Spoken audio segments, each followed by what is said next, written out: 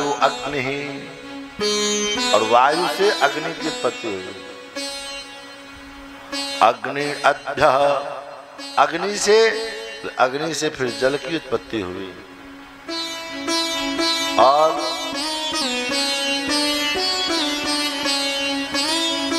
अभ्याम पृथ्वी, जल से फिर पृथ्वी की उत्पत्ति हुई। पृथिव्याम औषधयः, और इस पृथ्वी के ऊपर अनेक सारे औषधि उत्पन्न हुए। ये सृष्टि का क्रम है। लेकिन आज का विज्ञान ये मानता है कि सूर्य का दहकता हुआ एक पिंड जो अनंत काल में सूर्य से अलग होकर के नीचे गिर गया, और धीरे धीरे धीरे धीरे ठंडा होते होते होते होते वो पृथ्वी बन गया। लेकिन ऐसा नहीं है। हमारी शास्त्रीय परंपरा जो है सृष्टि के क्रम का, और ये सटीक भी बैठता है। देखो, विज्ञान में थ्योरी के साथ साथ प्रैक्टिकल भी चलता है। थ्योरी पढ़ा दिया गया और प्रैक्टिकल अगर आपने नहीं सीखा तो फिर वो पढ़ना बेकार है। इसलिए प्रैक्टिकल का बहुत महत्व होता है। तो आपको जैसे ये सूत्र हमने बताया, आकाशात वायु, वायुरग्नि, अग्नि अभ्याम पृथ्वी, पृथिव्याम औषधयः, इसका आप प्रैक्टिकल जरा अनुभव करिए। जैसे आकाश कहते हैं खाली जगह को, खाली जगह को आकाश कहते हैं। अब हवा चलती है, चारों तरफ से अगर घर बंद है, कहते हैं महाराज खिड़की खोल दो। जैसे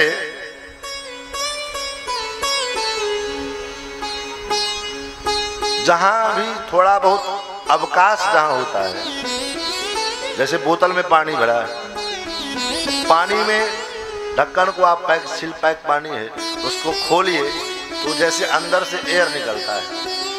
क्यों निकलता है? बोले उसमें जो इतना जगह खाली है उसमें वो एयर बैठा हुआ है। क्यों इतना खाली है? खाली है तो आकाश, और आकाश में वायु, जहां जहां खाली है, जहां जहां आकाश रहेगा वहां वहां वायु रहेगी। तो वो खाली है इसलिए उसमें वायु है। जैसे सवेरे हम टहलने को चले तो भले हवा चलती है न चले, लेकिन हम चलते हैं तो चलने से हवा लगती है।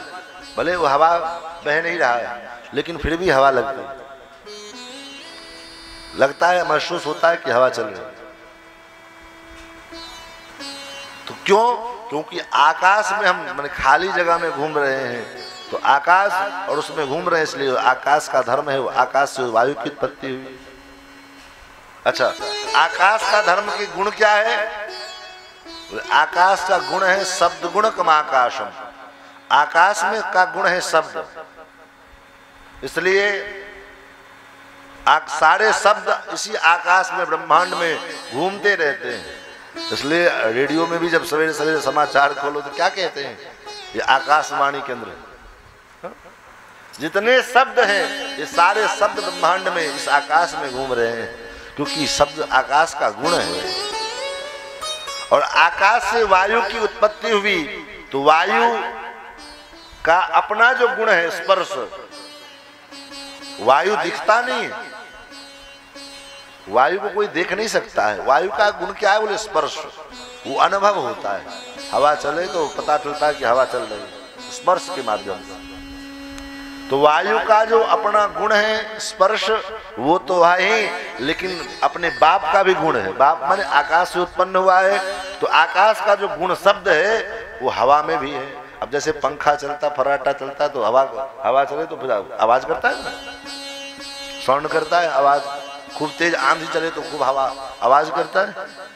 तो वायु का भी आवाज होता है, साउंड होता है। तो आकाशात वायु, वायु अग्नि। अब वायु से अग्नि की उत्पत्ति होती है। इसलिए आप देखोगे जब महाराज चूल्हे में अग्नि जल रही न जल रही हो, लोग पंखा करते हैं। क्यों पंखा करते हैं? बोले महाराज पंखा करेंगे तो वायु थोड़ा प्रभाव से अग्नि जलने लग जाती, क्योंकि वायु से ही तो अग्नि का उत्पत्ति हुआ।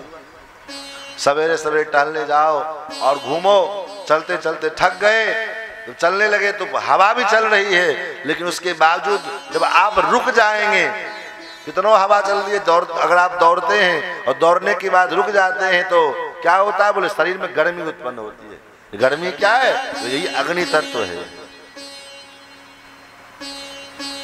और जब अग्नि तत्व उत्पन्न हुआ तो आकाश से वायु, वायु से अग्नि, तो आकाश का गुण भी अग्नि में आया, वायु का गुण भी अग्नि में आया, और अग्नि का जो अपना गुण है तेज, अग्नि का गुण क्या है? बोले तेज। वायु का गुण आया स्पर्श, अग्नि को छुएंगे जलाएंगे, जला देगा अग्नि। और कभी कभी अग्नि जब तेज जलता है, भयंकर आग लगती है, तो आग की लपटों की आवाजें भी सुनाई पड़ती है। तो वायोरग्नि, और अग्नि से जल। जब खूब गर्मी, ठंडी में किसी को पसीना नहीं चलता है, क्यों नहीं चलता है? तो ठंडी शीतलता है, लेकिन पसीना कब चलता है? बोले तो गर्मी के महीने में, उष्णता के कारण जब खूब गर्मी लगेगी तो पसीना निकलेगा, पानी से निकलना शुरू होगा। ये क्या है? अग्नि अद्य, अग्नि से ही जल का प्रादुर्भाव हुआ है। तो अग्निरद्य, और अद्य पृथ्वी, जल से ही पृथ्वी का प्रादुर्भाव होता है। कैसे? तो जैसे पसीना चलता है और उसके बाद कुछ देर छोड़ दो, उसको पसीना सूख गया, तो पसीना जब सूख जाता है तो आप अपने हाथ के ऊपर यूं करें, ऐसे ऐसे रगड़ेंगे तो छोटा छोटा मैल जैसे निकलता है। वो क्या है? मट्टी जैसा निकलता है। तो महाराज हम आप सामान्य मनुष्य हैं, तो हमारे आपके शरीर से थोड़ा निकलता है, लेकिन वही शरीर, वही विराट पुरुष परमात्मा भगवान के शरीर से उत्पन्न होता है, तो वही पृथ्वी, इतनी लंबे चौड़े पृथ्वी का निर्माण हो जाता है। महाराज ये पंच महाभूत और पंच तन्मात्राएं उत्पन्न हुई। पंच महाभूत क्या है? बोले पृथ्वी, जल, तेज, वायु, आकाश। और तन्मात्रा क्या है? तो शब्द, स्पर्श, रूप, रस, गंध। जल का गुण क्या है? बोले रस। और पृथ्वी का गुण, पृथ्वी का गुण है गंध। सारे गंध जो है पृथ्वी में ही विद्यमान होते हैं। इसलिए आप देखेंगे खूब गर्मी के बाद जब पृथ्वी पर में वर्षा होती है और पानी पड़ता है, तो एक अद्भुत सुगंधी उत्पन्न होती है पृथ्वी से। लगता है कि कुछ सुगंधी आ रही है। क्यों? क्योंकि पृथ्वी का गुण है गंध। तो ये पंच महाभूत और पंच तन्मात्राएं उत्पन्न हो गई। उसके बाद पंच ज्ञानेंद्रियां, कौन कौन? बोले आंख, कान, नाक, जिह्वा और चमड़ा, त्वचा। ये उन पांचों तन्मात्राओं के जो विषय हैं, जो जहां से वो उस गुण को प्राप्त करते हैं, ये पांचों चीज प्राप्त हुई, पांचों ज्ञानेंद्रियां। महाराज उसके बाद पंच कर्मेंद्रियां, तो 10 ज्ञानेंद्रिय, 10 इंद्रिय और 10 पंच महाभूत, पंच तन्मात्रा 20, और मन, बुद्धि, चित्त। मन, बुद्धि, चित्त और अहंकार, ये 24 तत्व उत्पन्न हुए।